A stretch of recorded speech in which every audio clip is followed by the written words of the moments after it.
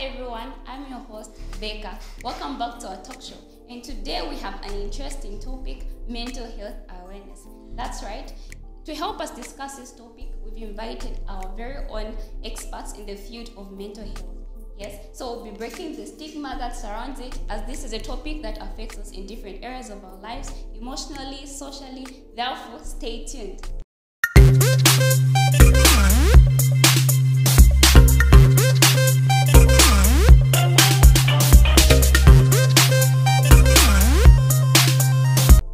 So these are our guests, so I'll let them introduce themselves. Yes. Oh, thank you so much. My name is Junior Matabile. I'm the Women's President. Okay. My name is Johnson, Med2 student. Okay. My name is Lupeta Batamba and I'm the Women's Vice President. And my name is Hilda Shilinda, MBCHB2 student. Okay, thank you so much, guys. Okay, so that brings me to my first question. As well, aware that we're talking about mental health awareness, right? Okay, so how do you define mental health? I'll start with you, Lupeta. So mental health is simply a state of emotional, psychological, and social well-being. And this is something that's important. It affects all of us. And it's something that's not really talked about as much.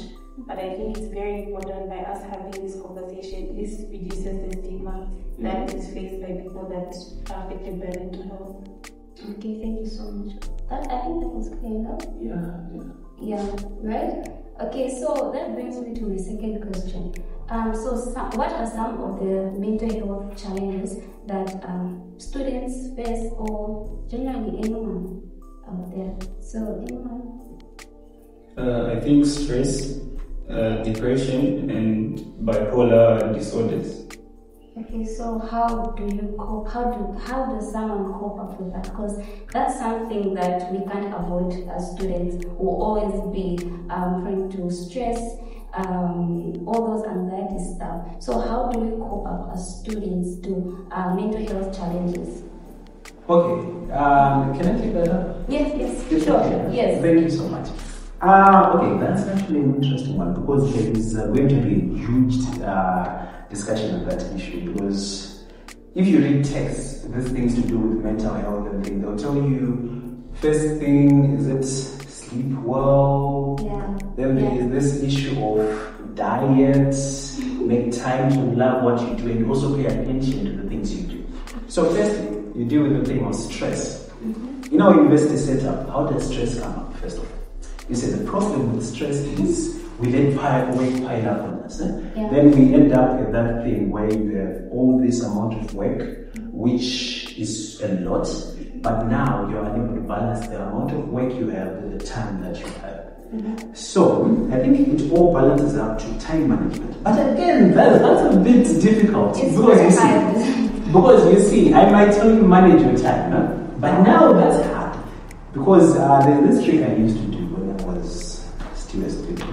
Okay, that's honest. Okay. Yeah, so we used to have, we do a course, then I go and study it that day. You master it that day. You tackle the small chunks as where you are that day.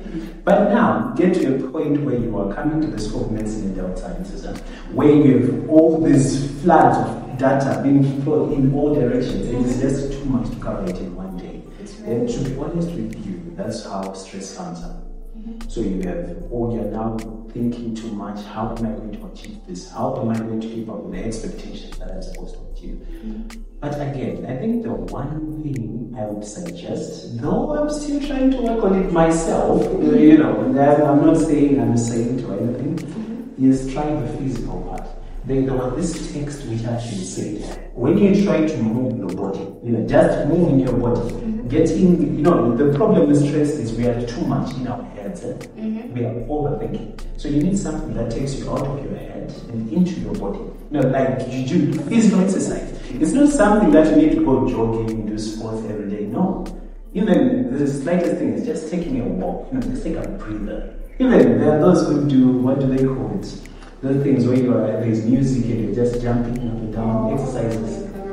aerobics, those ones, they actually help. But there are studies which have said that they are studied with an increase of these neurotransmitters, these endorphins in your brain. These have the calming effect and they help relieve stress. And I think that's one of the ways I would suggest for decreasing stress. And I think I'll open the floor to others who might have some. Yeah, I'll take it up where my fellow doctor ended. Yeah. So me, what I think is, as in just bettering some relationship with your friends and yourself, it helps. Okay. Medical school is not all about competition or it's about cooperation, working together. If you're working with your friends, you try to cope with the stress that you're having. You reduce the stress than alone. So it's harder alone. So in that way, you'll be able to control the situation instead of it controlling you. So you'll be the one in charge of it. Okay. Yeah, and I heard the part where they say that med school is about cooperation, it's about you needing others. It's not about you can't manage alone. Yeah. Okay. Thank you for that.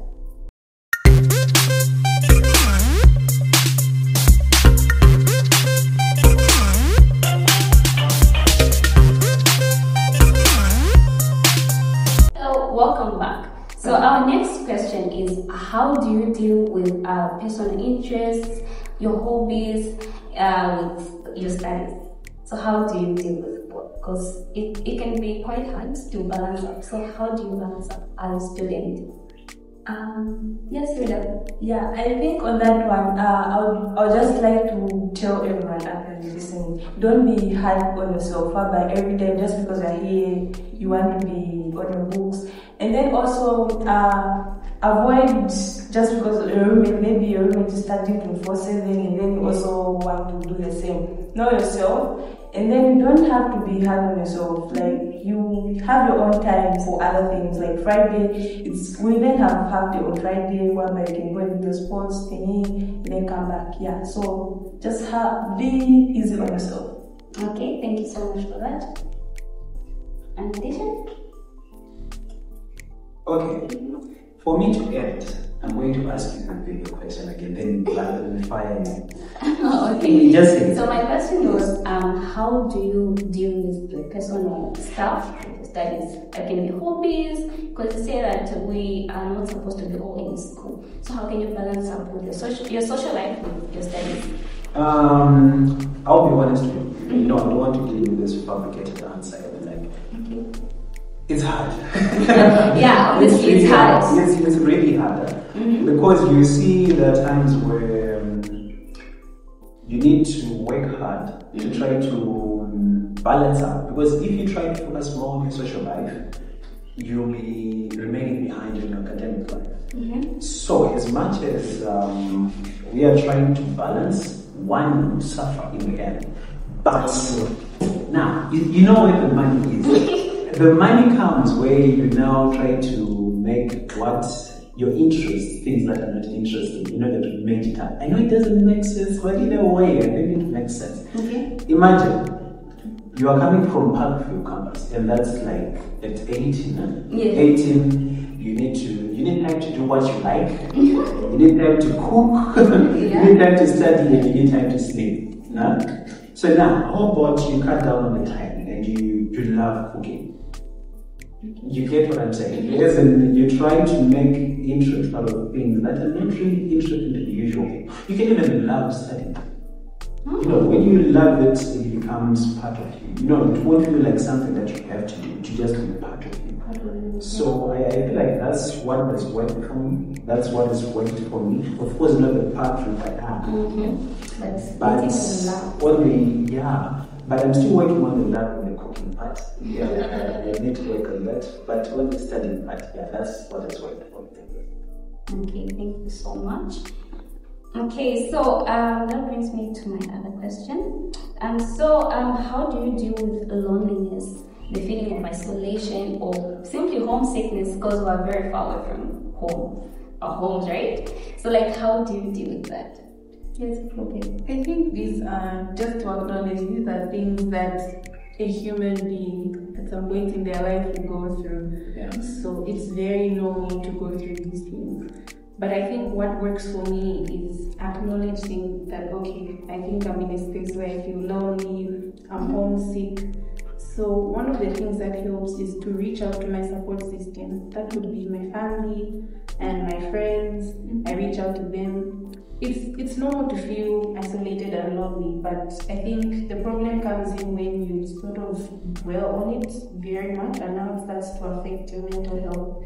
So other than reaching out to your support system, you can also do things to distract you. You can take a walk, you can focus on maybe an activity that can take your mind off things, and just acknowledge that this is something that you go through, but you won't feel like that for a very long time. It will pass. But it's important to acknowledge it and then do something about it. That could either be reaching out to your support system or just finding something to distract, something that you enjoy doing. Maybe reading a book, baking, cooking, taking a walk, and yeah. Yeah, and also to add to that, you know, you'll be shocked how religion has worked as a huge support system for people. You know, just that one day in church, first person, you feel it deep down. And I feel like sometimes, you know, it's that can lead to something that's like that thing that you get from the divine intervention, just being in church. It adds something. You know, you and God. You know, God has answers to everything. I feel like it's one of the ways in which you can get to your support systems. You can also build your physical healthy and your thoughts. Then the other thing that you can do is stay motivated and active. If you're that person who's easily motivated, then loneliness won't come in. You build relationships with your books, movies, sports, such kinds of stuff, and that will help. But eventually, loneliness will kick in.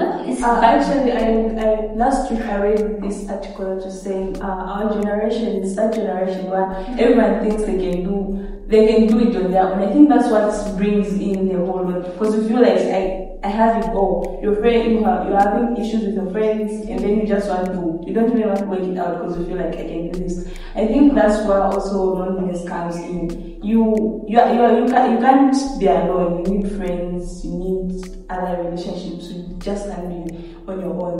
You have to admit that, and also seeking validation from people. That's not important. All right. Thank you so much.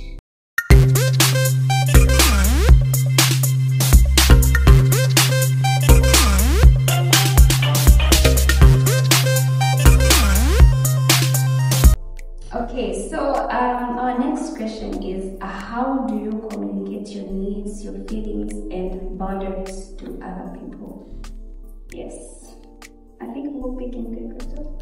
Okay, so communication, this is something that we do every day, but I think depending on the situation, you need to understand that it depends on what message you're trying to lay across, who you're trying to lay across this message to, and how you would want them to receive this message. So all those things matter. The communication should be as assertive as possible, meaning that you need to think about what you're going to say, how you're going to say it, and who to say it to. I love that you brought up the issue of boundaries, and I'll give an example of me being a woman. It's important that you set boundaries, whether this is in your platonic relationships, romantic relationships, because you want yourself to be in the best possible mental state as possible. Because usually when people step on these boundaries or invade your space, it can compromise your mental health, and you wouldn't want that, especially as a student, because it can affect a lot of things. So it's very important that you do that. It sometimes can be hard, but I think acknowledging that you're doing it in the best interest of yourself is what should, back you to set those boundaries and communicate how you feel and what your needs are. And as long as you do that, by the person respecting what you have said, that already shows you a lot about this person that you're communicating to. So yes, and how they respond. So they should be able to understand and respect what you've decided. Yeah. Okay. Thank you so much. I think that was clear enough. Yeah, and she explained it so perfect. Yeah, that was so clear enough. Okay, something. I'm setting boundaries. Okay, so sorry. The question is how do you seek help or support when you need it? Because there's some people who are not free to like ask for help when they need help. Maybe they're scared people will laugh at them, will be judged, or just different reasons they might have. So like how does one communicate with other people when they need help? How best can someone reach out to others? Interesting. Can I take that up? Yeah, sure. That's true. I think that's a very easy question. Well, the answer is just ask for it. You know what you mean? If you want something, ask for it. But now the question is, who are you asking from? Because again, there's nothing about boundaries. She was saying there are those people who you ask for help, and in the end they take advantage of it. So I think the secret is in asking for help from people you are most comfortable with. You yourself, you know who you're comfortable with. It goes again to your family support. It might be your own family. I've seen people who have seen comfort in student counselors. Even these counseling sessions. Personally, I trust issues. But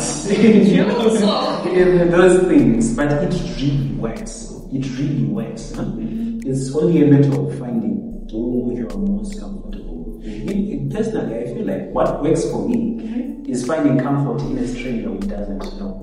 Someone who doesn't know me, who I know they will judge me. They'll be just like, this guy. Yeah, I will see them once in a while and never see them again. Oh my. Yeah. That's really interesting. He can't because he doesn't know me. And he's the one who gives me like genuine advice because he wants to judge me. Yeah. That's me. That's how I go. Yeah. So that is really nice. Yeah. I also think, like I said earlier, you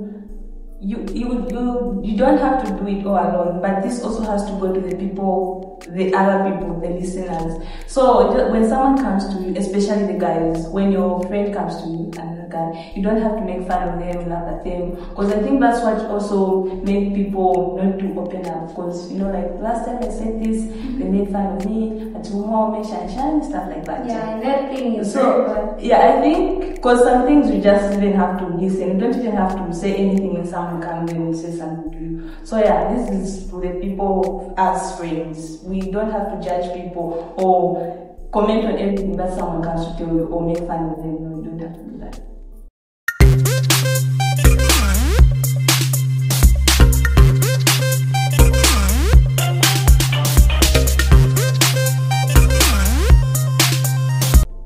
Okay, so our next question is, how do you raise awareness and reduce stigma about mental health issues among your peers and in your community? do you mind if I take that? No. Thank you so much. How do you raise awareness and reduce stigma? Yes. Yeah, that's a hard question. Very hard question. But nonetheless, there are two parts to your question. To the question. They are saying, how do you raise awareness? Yes. The first thing, you raise awareness by doing this thing we're doing. We raise posters, we tell people about mental health, and we also even doing this talk show thing, where you are educating the students out there so that they know it's there. But now, the tricky part comes on the stigma part. Because on the stigma part, for you to be able to reduce stigma on something, for you to first appreciate that it actually exists. Of which, us as students, we have this intrinsic pride in us, like, he's the only admitting that I have mental issues. The one of those things. But if we admit that it's something that's affecting us, and we try by all means to find a solution before maybe, God forbid, someone dies of it, hangs themselves because of it, or have to change schools, I feel like that would make the reducing stigma part a bit easier. So to answer it, I think I would say let's work on making more awareness so that the more people that come out to say, this is actually a big deal. That way it will be easier for us to reduce stigma of the issue. And again, there's that thing where, again, you don't just building that level of self-trust amongst friendships and peers. Hey, she should be willing and easily come to me to talk about the issue, knowing that I, a friend, won't be able to judge her in any way. You know, that just being there for each other. Yeah. Because as much as we might want to not admit it, Livingston here, we are actually a family in a way, away from home. Yeah. So it's up to us to take care of each other. So yeah, I think that's Yeah, that's so true. I think that exhausts all. Yeah. So I'll just go straight into the next question. How do you practice self-care, mindfulness, or gratitude in your daily life? I think I'll take that one. Okay. So I think self-care and mindfulness, it can look like different things to different people. I think people appreciate things differently, but I'll talk about what's worked for me and maybe give examples of what has worked for other people. Yeah. So, like for me, I have a diary that I journal. So I'll write about my day and write about anything stressful that happened. It's a way of me releasing my emotions as well, and it's sort of a safe space for me. So at least I get some things off my mind, off my chest, and I write them down. For me to also be able to practice gratitude, I write down at least 3 things that I'm grateful for every day. I try my best, but I'm not very consistent. But I think it really does help. I know other people who really invest in doing a lot of exercise, like bodybuilding. Others jog, they run marathons. Like that's something that they do that actually helps them. I also know of a few people who social media has really had a very negative impact on them, and so sometimes they literally have to take like what they call a social media break. They will probably delete like their Instagram, their Facebook, their Twitter, just so they can have time off it and focus on themselves, because it can be very overwhelming for them. So that's one of the ways that they can practice mindfulness and self-care. That was a good one. I like that. Thank you so much. Okay, so this brings us to our last question, unfortunately, which is how do you cultivate a positive mindset, attitude, or outlook? Was the question clear? Okay, yes, you're done. Yeah, I think it all starts from the small things. You don't really have to achieve something big.